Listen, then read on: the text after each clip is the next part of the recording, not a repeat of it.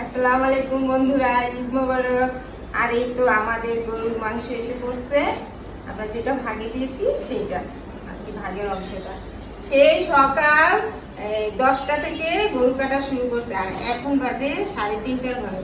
তাহলে রান্না করব কখন আর খাবো কখন দেখাই আপনাদেরকে। এই যে বট, এই বটটা আলাদা রাখছি, এটা পরে পরিষ্কার করব। এই যে এটা আমাদের ভাগে পড়লো, এটা পরে পরিষ্কার করব। আর এখানে সবার যাদেরকে দিব তাদের নাম দেওয়া আছে, এখন ভাগ করব। আর এখানে কলিজি প্যাকড়া যা যা আর কি থাকে বলবো, সব একটু একটু করে ভাগ করবো এই প্লেটে করে। চলুন, হ্যাঁ।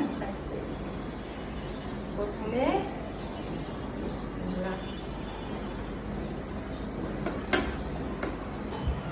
কোরবানির মাংস রান্না করে নিলাম, আলু দিয়ে ঝোল, কি দারুণ না?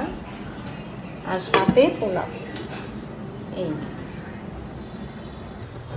এখানে কিছু মাংস কোরমা করছি, আর কিছু ফ্রিজে রাখলাম।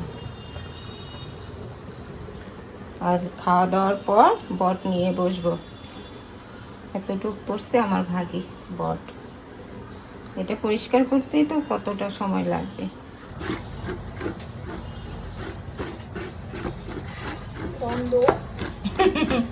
গন্ধ তো হইবই। দেখছো কত সুন্দর উঠতেছে। শুধু একটু গরম পানি দিলাম। এগুলো কি কালো কালো? এগুলো বুড়ির ভিতরে থাকে ময়লা।